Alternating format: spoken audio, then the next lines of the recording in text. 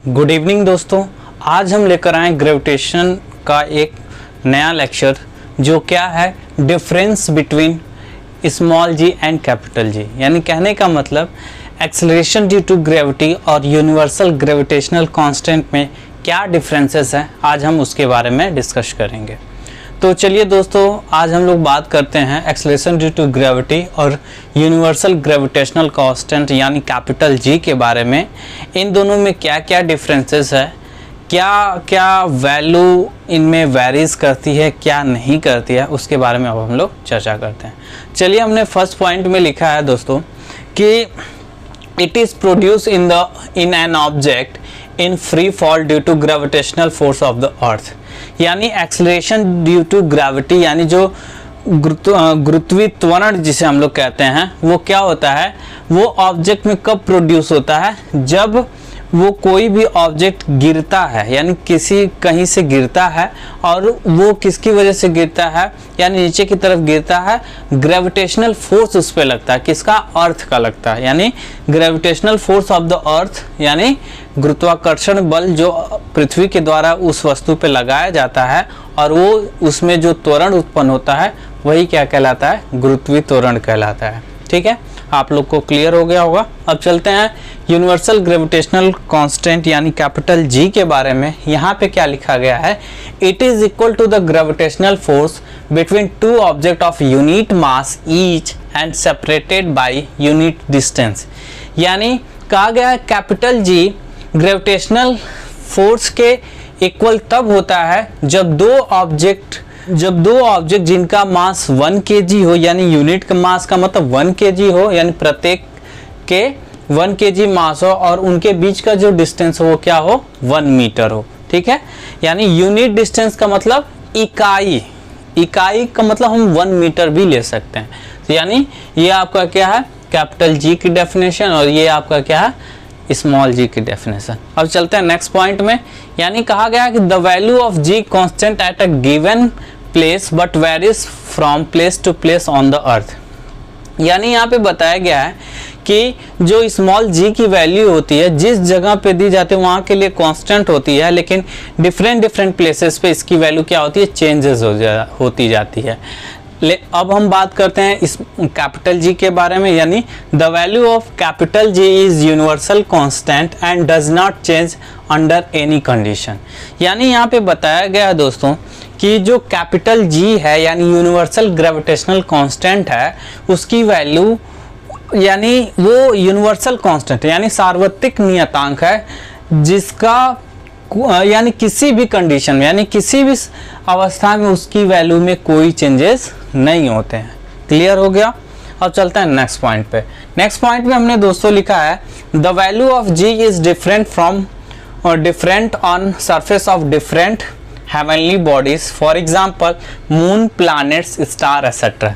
यानी जो स्मॉल जी की वैल्यू होती है वो डिफरेंट प्लेसेस पे यानी डिफरेंट प्लेसेस पे डिफरेंट होती है। जैसे हेवनली बॉडीज का मतलब कोई और ठोस जो पदार्थ होते हैं उनके जगह, जैसे आपका अर्थ पे अलग होता है, मून पे अलग होता है, यानी स्टार पे अलग होता है, ये सारी चीज़ें दी गई हैं। यानी प्लानेट आपका अर्थ के अंदर आ जाएगा, यानी अर्थ प्लानेट के अंदर है। तो प्लानेट में आपका कोई भी प्लानेट हो सकता है, 8 प्लानेट में कोई भी हो सकता है, उसमें स्मॉल जी की वैल्यू वेरीज करेंगी। लेकिन इसके बारे में बात किया जाए तो the value of capital G is universal constant. यानी जो कैपिटल जी की वैल्यू होती है वो यूनिवर्सल कांस्टेंट होती है, वो किसी भी कंडीशन में या कहीं भी, चाहे वो मून हो, चाहे प्लैनेट हो, चाहे स्टार हो, कहीं भी चेंज नहीं होती है। जो वैल्यू उसकी रहती है वही वैल्यू हर जगह रहती है। ठीक है, अब हम लोग बात करते हैं नेक्स्ट पॉइंट पे। नेक्स्ट पॉइंट में दिया गया है the value of g can be zero. हमने बताया था पिछले वीडियो में एट सेंटर ऑफ अर्थ, यानी सेंटर ऑफ अर्थ पे इसकी वैल्यू क्या होती है, स्मॉल जी की 0 होती है। यानी यहाँ पे हमने क्या लिखा है कि स्मॉल जी की वैल्यू 0 भी हो सकती है। लेकिन यहाँ पे बताया गया है कैपिटल जी के बारे में the value of capital G can never be 0। यानी कैपिटल जी की वैल्यू कभी भी 0 नहीं हो सकती, यानी कभी भी 0 नहीं हो सकती। अब हम लोग बात करते हैं नेक्स्ट पॉइंट पे, यानी the mean value of g on the surface of earth is 9.8 metre per second square.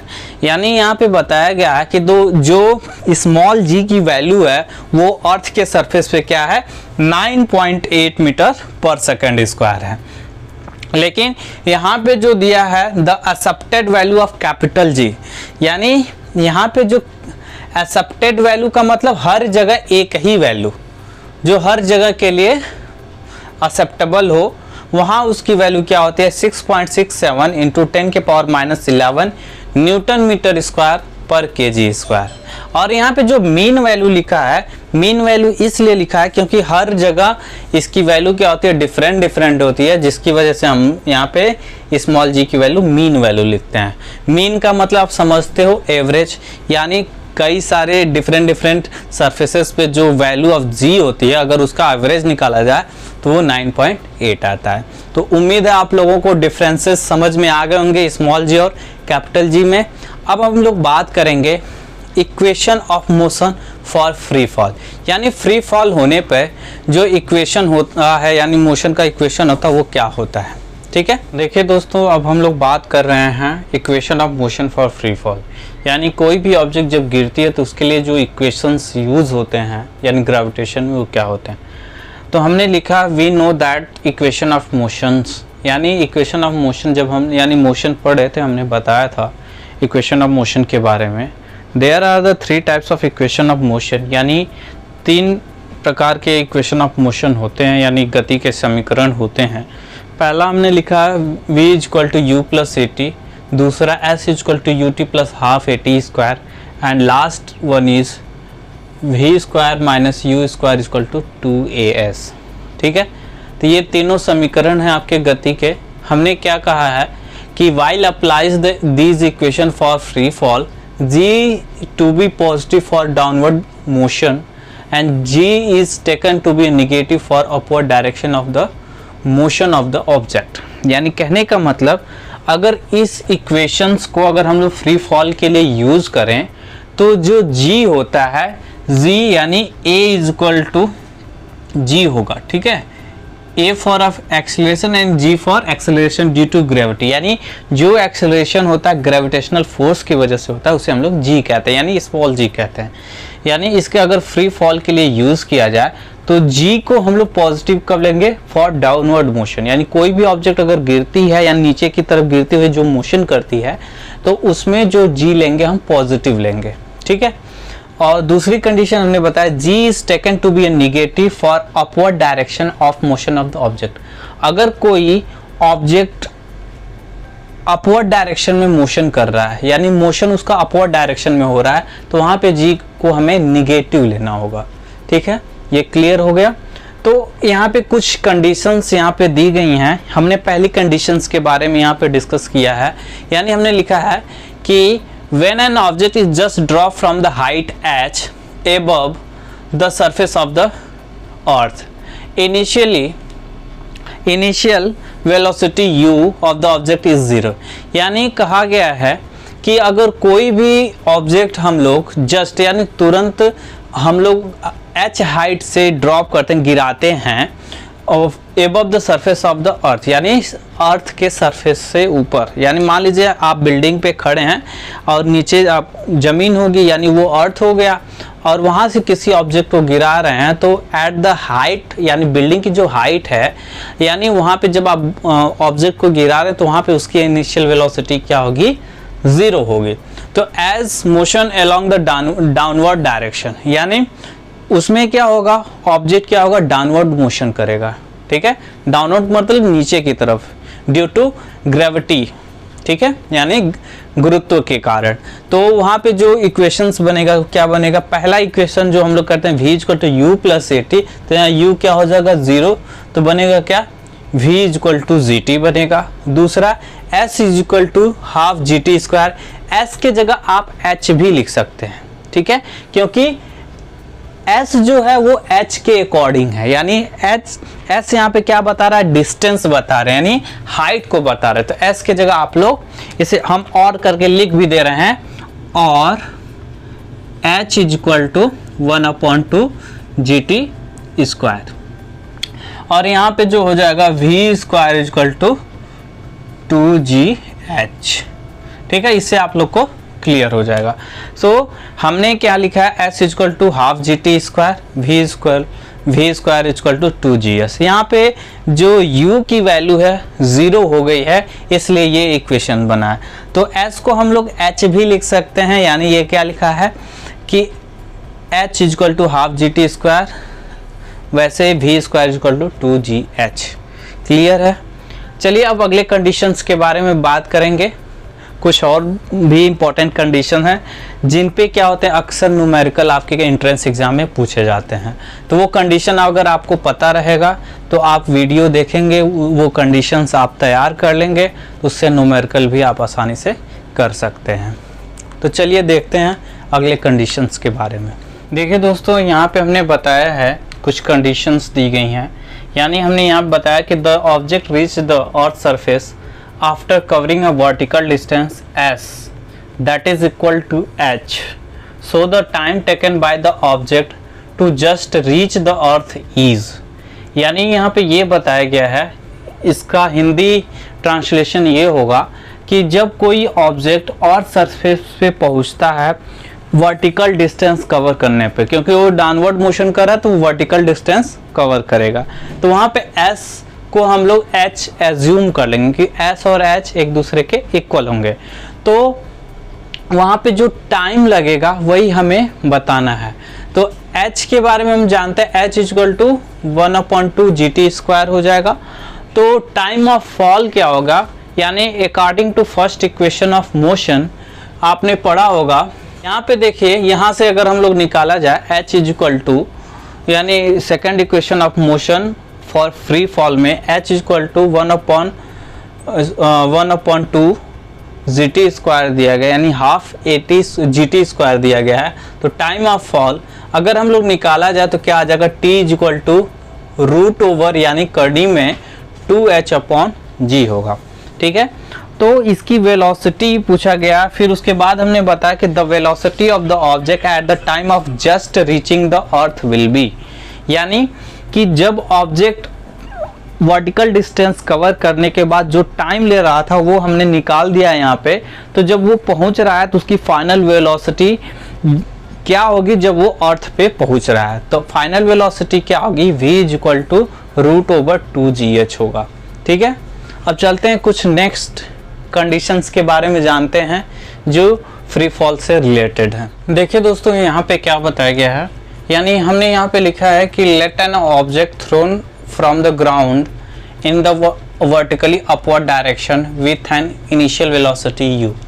यानी हमने डाउनवर्ड डायरेक्शन के बारे में पढ़ लिया था, यानी कोई भी ऑब्जेक्ट डाउनवर्ड मोशन कर रहे थे तो उस समय हमारा फ्री फॉल का इक्वेशन क्या होता है, टाइम क्या होता है, हाइट क्या होती है, उसके बारे में हमने चर्चा कर लेते।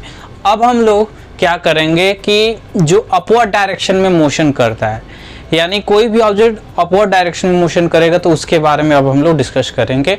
यानी किसी ऑब्जेक्ट को हम लोग ग्राउंड से अपवर्ड डायरेक्शन में फेंकते हैं, यानी ऊपर की तरफ फेंकते हैं u वेलोसिटी, यानी इनिशियल वेलोसिटी u से, तो क्या होता है, तो हमने यहाँ पे लिखा है इनिशियल वेलोसिटी u से। तो यहाँ पे जो a होगा, यानी a जो यानी एक्सेलरेशन होगा, हमने बताया था अपवर्ड डायरेक्शन में क्या होगा, -g हमें लेना पड़ेगा। -g यानी हमें g को निगेटिव लेना पड़ेगा। ठीक है, तो the final velocity of the object become 0 at maximum height h। यानी जब हम लोग अपवर्ड डायरेक्शन में किसी ऑब्जेक्ट को फेंक रहे हैं तो कुछ टाइम बाद जो क्या होता है, वो अपने मैक्सिमम हाइट पे पहुंचता है। तो वो ऑब्जेक्ट अपने मैक्सिमम हाइट पे पहुंचता है, तो उस मैक्सिमम हाइट पे हमारा जो ऑब्जेक्ट का फाइनल वेलोसिटी होता है, यानी अंतिम वेग जिसे कहते हैं, वो क्या होता है, 0 के बराबर होता है, यानी 0 होता है। इसलिए हम लोग इक्वेशन जानते हैं फॉर इक्वेशन, यानी पहले इक्वेशन ऑफ मोशन के द्वारा, यानी प्रथम नियम जो गति का क्या दिया गया है, v equal to u plus at। अब a की जगह हमें g रखना है, और g किस में रखना है, निगेटिव में रखना है, क्योंकि अपवर्ड डायरेक्शन की बात हो रही है। तो v यहाँ पे 0 हमने क्यों लिया, क्योंकि एट मैक्सिमम हाइट पे हमारे जो v क्या होगा, 0 हो जाता है, यानी एट मैक्सिमम हाइट h, और v क्या हो जाएगा यहाँ पे 0 हो जाएगा, और u माइनस जी टी हो गया, यानी 0 is equal to u minus g t. तो time of ascent of the object to reach maximum height, यानी मैक्सिमम यानी उस ऑब्जेक्ट को अपवर्ड डायरेक्शन करते हुए, अपवर्ड डायरेक्शन में मोशन करते हुए मैक्सिमम हाइट में पहुंचने में जो समय लगता है वो क्या होता है, यानी t is equal to u upon g. यानी यहाँ से हमने क्या निकाल लिया, t निकाल लिया, t निकाला तो क्या है u अपॉन जी आ गया। तो अब यहाँ पे हमें मैक्सिमम हाइट अगर निकालनी हो तो हमने क्या लिखा, as per third equation of motion. Third equation of motion क्या होता है, v square minus u square equal to 2as, और फिर हमने v की जगह क्या रखा, 0 का स्क्वायर रखा, और u स्क्वायर यानी माइनस यू स्क्वायर। अब देखिए इक्वल टू माइनस 2gh क्यों लिखा है, यानी यहाँ पे a को हमें क्या लेना, माइनस g लेना है, ठीक है, और ये 2gh, यानी अब यहाँ पे हम क्या लिखा, माइनस 2gh, यानी u square equal to 2gh, क्योंकि ये माइनस क्या होगा, कैंसिल आउट हो जाएंगे। फाइनली हमारा मैक्सिमम हाइट क्या मिल जाएगा, h is equal to u square upon 2g। तो ये दो इंपॉर्टेंट फॉर्मूले हैं जब कोई भी ऑब्जेक्ट अपवर्ड डायरेक्शन में मोशन करता है। अब एक कंडीशन और रह गई है दोस्तों जो बहुत ही इंपॉर्टेंट है, यानी टाइम ऑफ डिसेंट। यानी कहा जाता है कि जब कोई भी ऑब्जेक्ट को हम लोग अपवर्ड डायरेक्शन में फेंकते हैं तो जो टाइम पे वो मैक्सिमम हाइट पे पहुंचता है वहां पे आपका फाइनल वेलोसिटी 0 हो जाता है। तो वो वहीं पे तो ऑब्जेक्ट रह नहीं जाएगा, वहीं पे तो शिफ्ट नहीं होगा, स्थित नहीं होगा, क्योंकि वहां पे मैक्सिमम हाइट पे पहुंचने पे उसकी फाइनल वेलोसिटी 0 होगी। फिर उसके बाद वो ग्राउंड पे आएगा ड्यू टू ग्रेविटेशनल फोर्स, यानी फिर वो क्या होगा, फिर नीचे वो डाउनवर्ड मोशन करने लगेगा, तो उसमें भी टाइम लगेगा। यानी जब हम अपवर्ड डायरेक्शन में किसी ऑब्जेक्ट को भेज रहे हैं यानी फेंक रहे हैं तो एक बार वो क्या कर रहा है, ऊपर जाने में समय ले रहा है और फिर वो नीचे आने में समय ले रहा है। तो समय कितनी बार ले रहा है, 2 बार ले रहा है, यानी यहाँ पे टाइम क्या हो जाएगा, 2t हो जाएगा, ठीक है। तो उसके लिए हम लोग इक्वेशन कैसे फाइंड करते हैं, अब उसके बारे में हम लोग जानते हैं। देखिए दोस्तों, हमने यहाँ पे क्या बताया, यानी 2t के बारे में, यानी टाइम जो अपवर्ड डायरेक्शन में ऑब्जेक्ट जा रहा है और कुछ देर बाद वो ग्राउंड पे भी आएगा, ठीक है।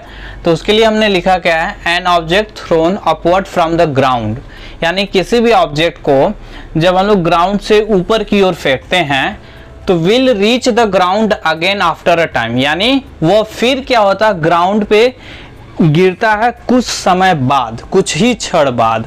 तो टाइम क्या हो जाएगा, time of ascent plus time of descent, यानी टाइम का मतलब जाने में, यानी पहले तो ऑब्जेक्ट अपवर्ड डायरेक्शन में जो जा रहा है तो उसका टाइम और जो गिर रहा है उसमें जो लगा टाइम, उन दोनों का हमने सम कर दिया, यानी t is equal to 2t।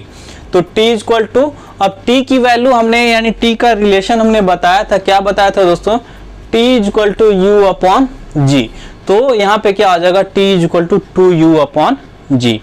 ये आपका ये एक इम्पॉर्टेंट रिलेशन है, इस पे भी क्वेश्चंस आते हैं, ध्यान दीजिएगा। इस पे क्वेश्चंस हम लोग जब ट्राई किया जाएगा तो ये इक्वेशन भी क्लियर हो जाएगा। अब चलिए दोस्तों, एक बहुत ही इम्पॉर्टेंट टॉपिक है जो मास और वेट, यानी उसमें क्या डिफरेंसेस होते हैं, वो क्या होता है, मास क्या होता है, वेट क्या होता है, उसकी यूनिट क्या होती है, उसके बारे में डिस्कस करते हैं। देखिए दोस्तों, अब हम लोग बात कर रहे हैं मास यानी द्रव्यमान के बारे में। तो द्रव्यमान होता क्या है, यानी मास किसे कहते हैं वो जानते हैं सबसे पहले। यानी हमने लिखा है कि mass of an object is a measure of its inertia, यानी किसी भी ऑब्जेक्ट का जो मास होता है वह उसके इनर्शिया को मेजर करने के लिए हेल्प करता है, वही क्या होता है, मास कहलाता है। दूसरे पॉइंट में हमने लिखा है कि the SI unit of mass is KG, यानी किसी भी ऑब्जेक्ट का जो एसआई यूनिट होता है मास का वो क्या होगा, केजी होगा, ठीक है। चाहे जितना बड़ा ऑब्जेक्ट हो लेकिन उसके मास का जो एसआई यूनिट होगा वो क्या होगा, केजी होगा।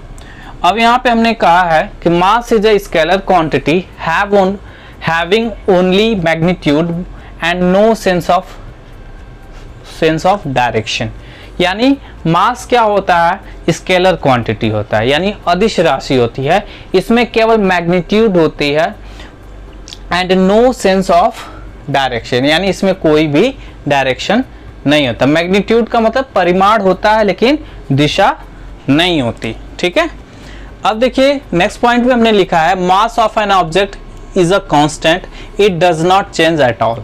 यानी किसी भी ऑब्जेक्ट का जो मास होता है वो कांस्टेंट होता है, यानी जो वैल्यू दी रहती है वही होती है, वो कभी भी चेंज नहीं होती, कहीं भी चेंज नहीं होती है। ठीक है, अब हमने लिखा है mass of an object can never be zero, यानी किसी भी ऑब्जेक्ट का जो मास होता है वो कभी भी जीरो नहीं हो सकता। तो आपको मास क्लियर हो गया होगा, यानी सारे पॉइंट्स अगर आपको पढ़ा दिए गए हैं तो आप अच्छे से इसे रिवाइज कर सकते हैं। अब देखिए, अब हम लोग बात करेंगे मास से ही रिलेटेड टॉपिक जो होता है वेट। यानी वेट अगर हम लोग डिस्कस कर लिया जाए तो मास और वेट का जो डिफरेंसेस है वो आप आसानी से कर सकते हैं। मास में क्या अंतर है और वेट में क्या अंतर है।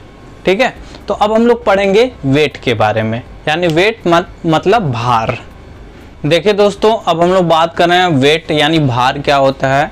यानी हमने लिखा है the wait of an object is the force of attraction on the object. यानी हम लोग कहा जाए वेट क्या होता है, यानी weight of an object is the force of attraction on the object. यानी किसी भी ऑब्जेक्ट पे जो फोर्स ऑफ अट्रैक्शन होता है वही वेट कहलाता है। उसको एक और भाषा में यानी एक और तरीके से हम लोग बता सकते हैं वेट क्या होता है, यानी the wait of an object is the force with its attracted towards the earth.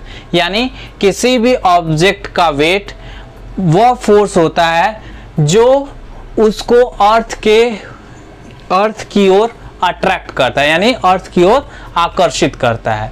उसी को हम लोग क्या करते हैं, वेट कहते हैं या भार कहते हैं। यानी weight of an object is equal to force of gravity. Force of gravity को हम क्या लिख सकते हैं, mass into acceleration due to gravity.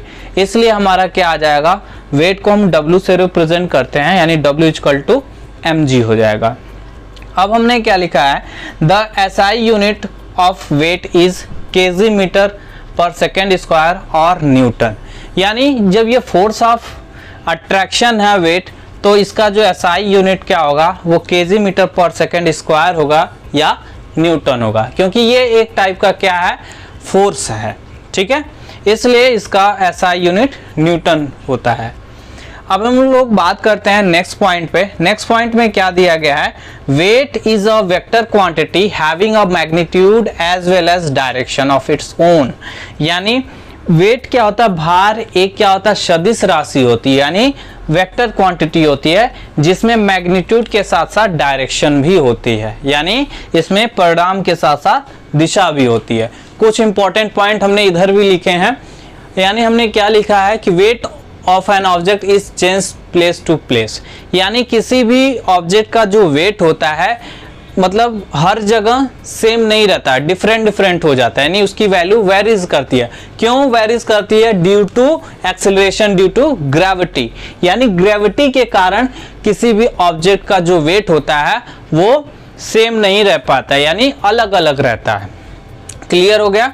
Wait of an object में बी जीरो, यानी किसी भी ऑब्जेक्ट का जो वेट है वो जीरो भी हो सकता है। वो कब होता है, हमने कंडीशन बताया था कि जब अर्थ के सेंटर पे कोई भी ऑब्जेक्ट हो तो वहां पे जी जीरो होता है। तो जब जी जीरो होगा तो ऑब्जेक्ट का वेट भी क्या हो जाएगा, जीरो हो जाएगा।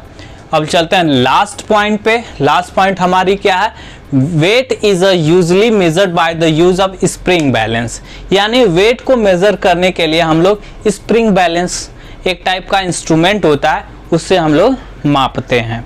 ठीक है, अब हम लोग बात करेंगे कुछ और इंपॉर्टेंट टॉपिक्स के बारे में जो ग्रेविटेशन से ही रिलेटेड हैं। चलिए दोस्तों, अब हम लोग बात करते हैं wait of an object on moon. यानी चंद्रमा पे यानी मून पे किसी भी ऑब्जेक्ट का भार कितना होता है, क्या होता है, उसके बारे में हम लोग जानते हैं। हमने क्या लिखा है कि the wait of an object on moon is the force of attraction of the moon on a object. यानी यहाँ पे ये बताया गया है कि जो ऑब्जेक्ट का जो वेट होता है वह फोर्स ऑफ अट्रैक्शन होता है मून का उस ऑब्जेक्ट पे। ठीक है, तो हमने क्या लिखा है, WM इक्वल टू MGM, यानी WM क्या है, WM का मतलब यहाँ पे wait of an object on moon, ठीक है। और यहाँ पे जो GM लिखा है दोस्तों, वो क्या लिखा है, acceleration due to gravity on moon. तो इसलिए हमने यहाँ पे लिखा है WM is equal to MGM। तो WM इज इक्वल टू क्या लिखा है, M इंटू, और ये GM की वैल्यू जो है, यानी G की जो वैल्यू हमने अर्थ पे लिखा, तो यहाँ पे लिखा हूँ capital GM M upon R square M, ठीक है। तो यहाँ से ये क्लियर हो जा रहा है हमारा कि WM यानी किसी भी ऑब्जेक्ट का जो मास मून पे क्या होता है, M into GMM upon R square M, RM का स्क्वायर, ठीक है। तो यहाँ से देखिए हमने यहाँ पे इसको क्लेरिफाई भी कर दिया है कि WM क्या होता है। WM का मतलब wait of an object on moon, MM जो है mass of object on moon, ये जो है MM जो है वो क्या, मास ऑफ द मून है, और RM क्या है, रेडियस ऑफ द मून है।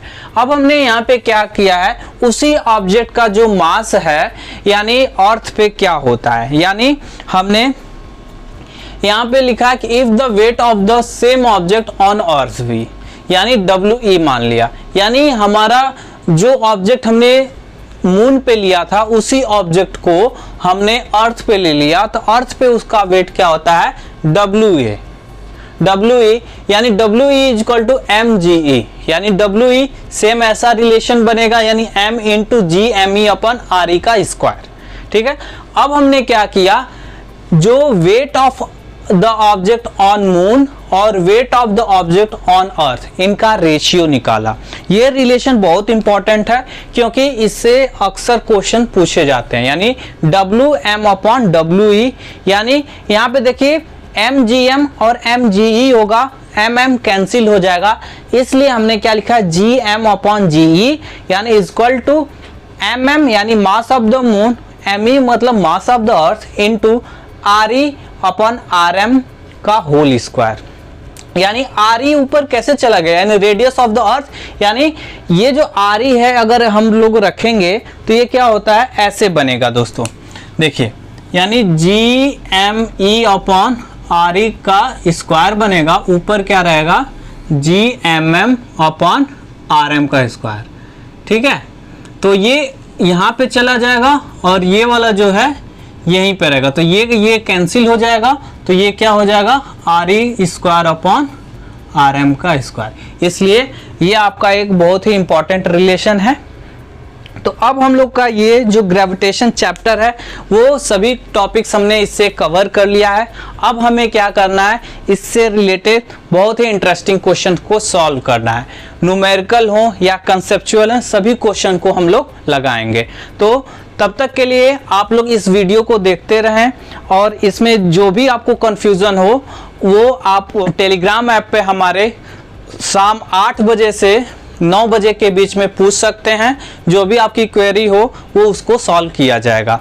आप वीडियो को देखिए, समझिए, और फिर इस पे इंटरेस्टिंग क्वेश्चंस यानी इससे रिलेटेड क्वेश्चंस आप सॉल्व करिए, जिससे आपका बेस मजबूत होता जाए और आप अपने परीक्षा में सफल हो पाएँ। तब तक के लिए goodbye, take care of yourself.